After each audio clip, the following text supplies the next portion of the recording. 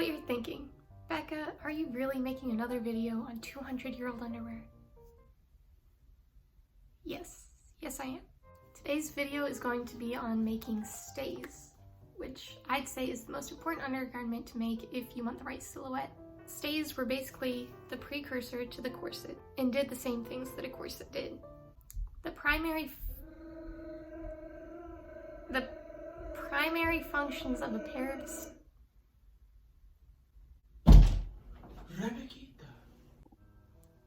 The primary functions for a pair of stays was to provide support for the bust, smooth out the torso so that outer garments would lay flat, and it also helped with posture. Stays were usually made out of 3 or 4 layers of fabric.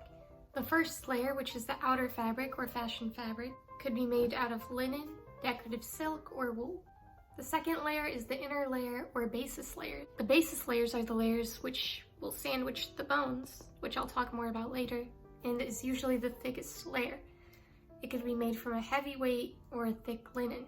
The final layer is the lining. This layer is also easily removable so it can be washed and put back on. What made stays so rigid was the bones in between the basis layers. Historically, these bones would be made from baleen or whalebone. Unfortunately, my local Walmart was fresh out of baleen, so I had to use the next best thing, which was plastic zip ties. And the plastic zip ties actually behave a lot like synthetic whalebone. This boning is what gave the stays their rigid shape, and eventually molded to the shape of the wearer's body. Now, a few notable features about stays that I'd like to mention are the boning patterns. Stays could be made either fully boned or half-boned. Fully boned stays were more rigid and less flexible. Half-boned stays, on the other hand, are less stiff and allow more flexibility. In this video, I will be making half-boned stays. Another feature are the tabs at the bottom, which would splay out over the hips so that when you sit down or bend over, the edges of the stays wouldn't dig into your sides. Stays could be made to lace up from the back, from the front, or both. Or in some cases, full lacing in the back and half in the front, which is the one I'll be doing. The last thing I'll mention are the shoulder straps. They could be made with straps that tie in the front with ribbon. Another option is with twill tape that wraps around the back and fastens at the front or sides with a hook. This is the method I chose since it helps with pulling the shoulders back, and it's more adjustable. Oh yeah, stays could also be made without straps at all. Now, with combining all of this information, I'm trying to achieve a late 18th century silhouette called a prow front or pigeon front. This was a popular bodice style around the 1780s, which is the decade I'm aiming for with most of my garment recreations. So let's get started. So to draft my pattern, I actually followed a video tutorial from Mariah Patty, and it's a bit complicated to explain actually, so I'll just link the video if you want to follow it. Since I don't have anything helpful to say about this clip, I'll just take a moment to casually mention that stays or corsets weren't evil devices of torture constructed by the patriarchy. I mean, they weren't just these painful things that women had to endure wearing for centuries just to look like a skinny legend.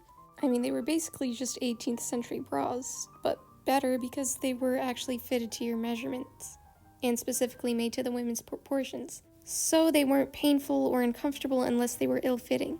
I mean, if they were these horrible things that shifted women's organs and broke their ribs or made them faint all the time, why did women continue to wear them for multiple centuries? So thanks for coming to my TED Talk, but now I'll just get back to what I was actually doing.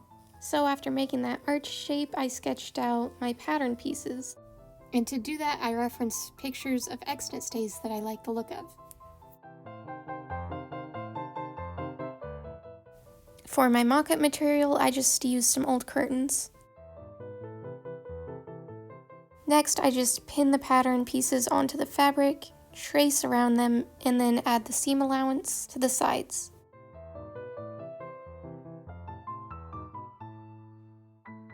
I only used 2 layers of fabric for the mock-up, so I can add the boning channels to see if I like how my boning pattern looks.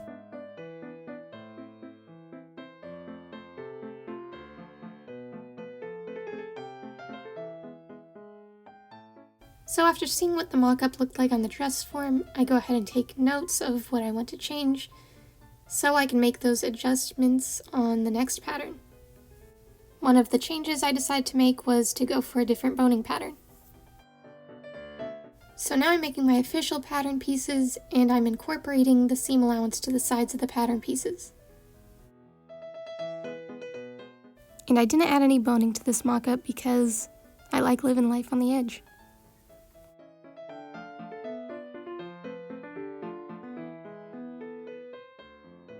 Alright, now it's time to start working on the actual fabric that I'm using for my stays. So for my basis fabric, I'm using a heavyweight white linen, and I cut out 4 of each pattern piece.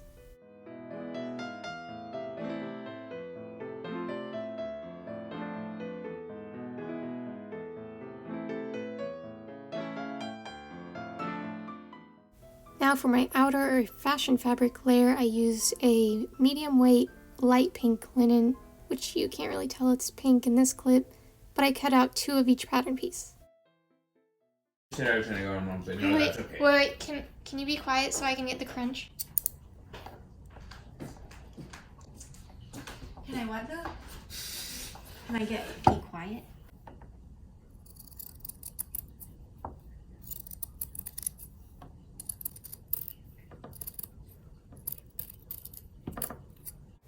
It's okay, Mom. It didn't sound as satisfying as I thought it would. So now I'm laying one fashion fabric piece over a basis layer piece. Then I use some ugly thread to base the 3 pieces together, so I don't have to worry about them shifting in the next steps.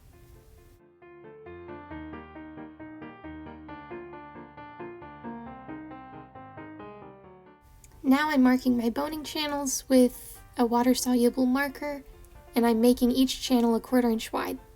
And to come up with this boning pattern, I just looked at pictures of extant stays on Pinterest and based my design off of those. Also, make sure you leave a 1 inch wide unboned gap on the edges that your lacing holes are going to be. This is so you can fold over the extra fabric and have some reinforcement for the lacing holes. So I decided that I was going to use my sewing machine rather than hand stitching each boning channel on every piece, because I'm not a psychopath. The only tricky part was that since I was using my linen thread in the machine, I had to play around with the tensioning until it looked right. I'd also recommend using a thinner thread for the bobbin so it doesn't jam as much. Other than that, it was a pretty straightforward and quick process. I just sewed along the lines I drew and made sure I didn't sew over anywhere where the bones intersected. Where they did intersect, I just went back and hand stitched over for reinforcement.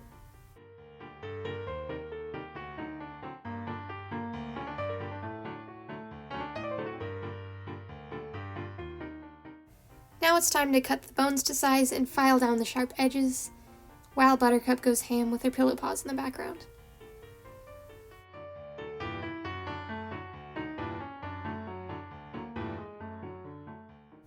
I basically cut the zip ties so that they wouldn't go past the seam allowance, and then filed down the cut edges with a coarse grit nail file. And a lot of them were already pre-cut from the mock-up, so it didn't take too long.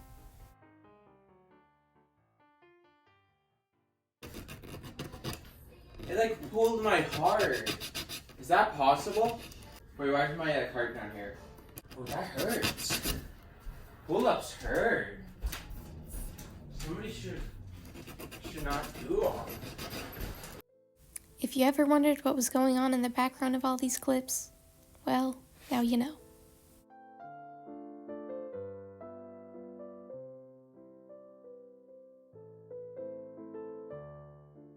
Next, I undo the basting, and it's looking nice. Nice.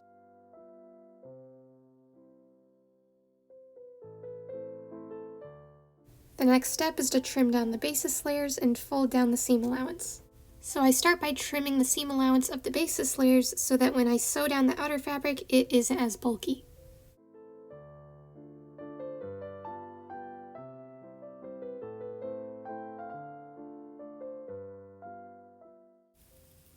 Next, I fold the outer fabric over the raw edges and whip stitch it to the back of the piece.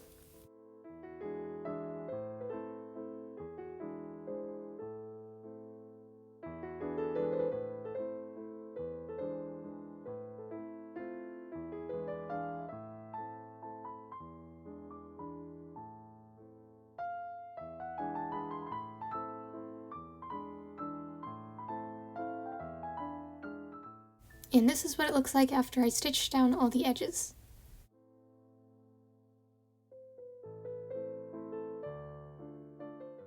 To mark the lacing holes, I start by marking one dot a ½ inch down from the top edge. Then I mark a second dot a ½ inch down from the first dot. And after those two, I mark the rest of the dots 1 inch away from each other.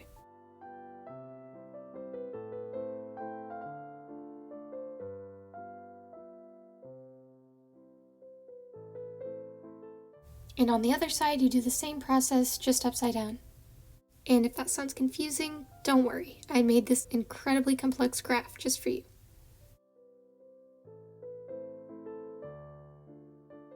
This is done so you can do spiral lacing, which was the lacing method used in the 18th century.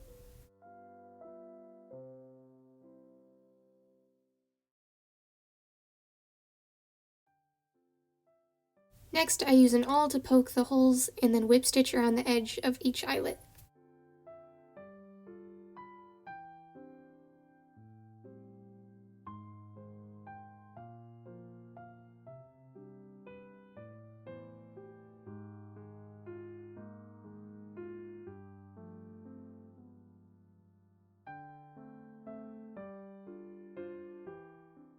And if this candle looks suspiciously like product placement, it is. This video is brought to you by Knack Shack. Okay, just kidding, but Knack Shack, if you want to sponsor me, please do.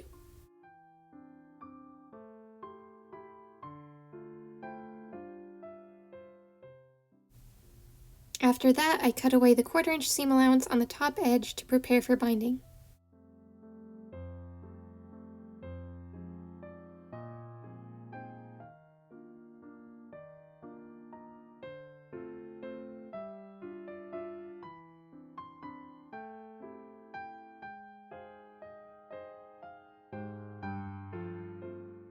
Also, here's a quick intermission to show you this hilariously tiny egg one of our chickens laid.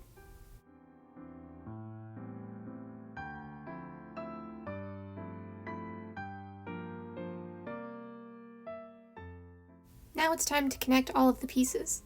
So I put the pieces right sides together and then whip stitch them to each other. I connect 2 pieces at a time and then connect those connected pieces to each other, if that makes sense.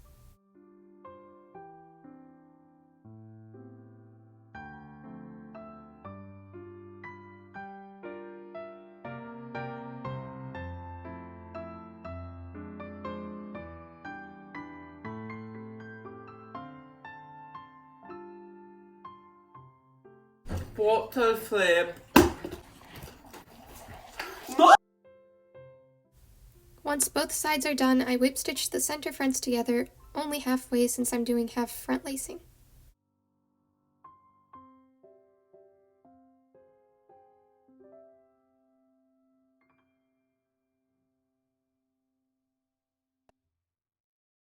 And now we can finally see what it's going to look like on. And next up, we can cut out the tabs. And I didn't cut the tabs out till now because I didn't want them to fray while I was working on everything else.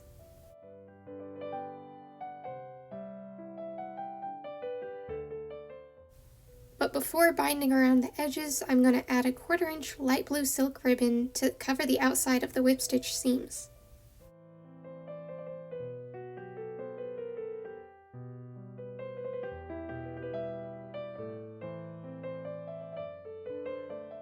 And to attach it, I just do a slip stitch around the edges with matching thread.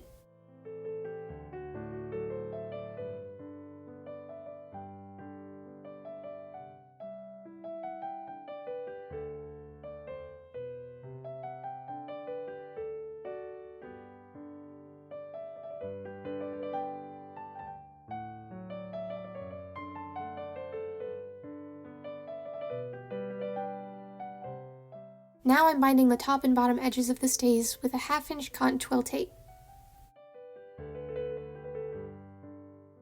I start by slip stitching a 1/4 inch from the top edge on the outside.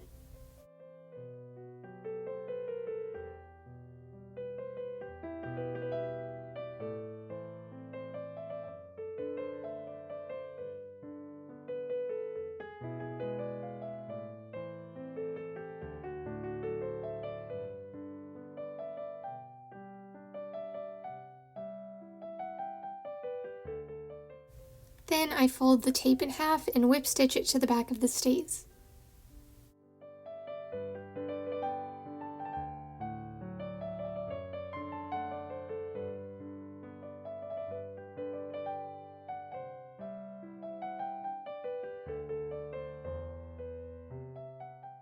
Then I repeat it on the bottom edge, which takes a while to go around all of the tabs.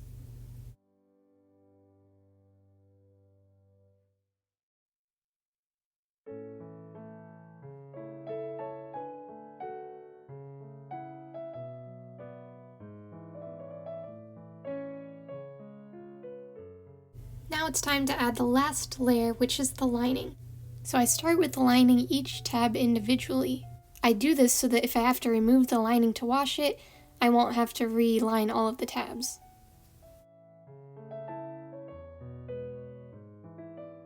So I just cut the tab lining to size, fold the raw edges in, and then slip stitch around the piece.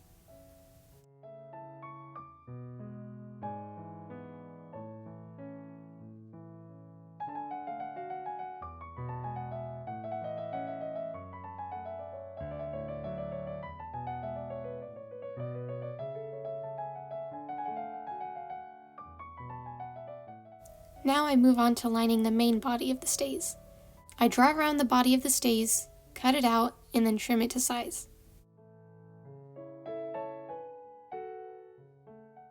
Next, I fold in the raw edges and pin them down. After this, I slip stitch around the lining. Historically, I think the lining would actually be whip stitched so that it was easier to remove when you need to wash it. However, since I don't think I'll be washing mine very often, I just decided to slip stitch because I wanted my stitches to be less visible.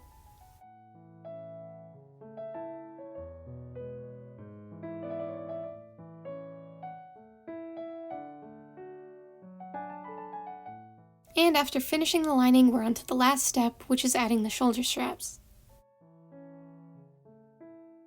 For marking the placement of the straps, I first put the stays on my dress form, and then I pin the straps where I want them. Then I mark where I want the strap holders to be. Then, using 1/2" wide cotton twill tape, I cut the strap holders and then sew them down where I marked.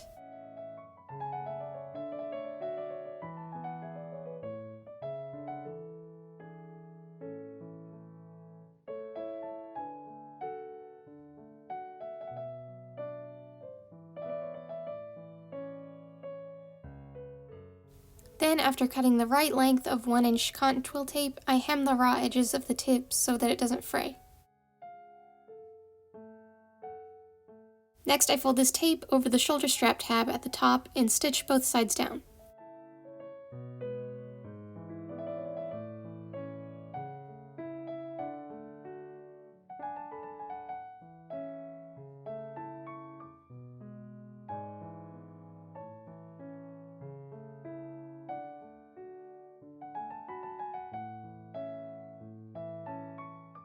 And now the last step is to just add the hooks to the bottom side of the stays.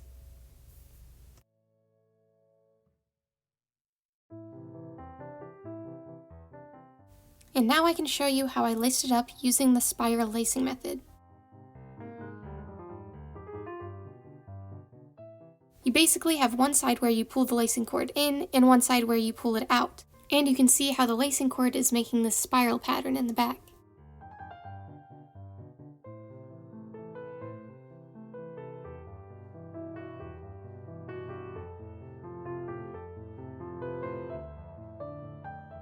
For the straps, I pulled the tape through the holders at the back, cross the strap to the other side, pull it tight, and then hook it in the front.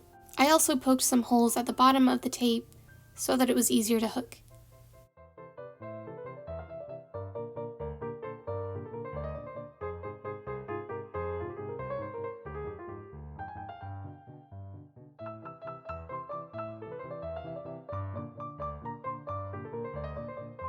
And now we're finally at the end of my stay making adventure. I would also like to thank anyone who made it to the end of the video without falling asleep. So without further ado, here are the finished stays.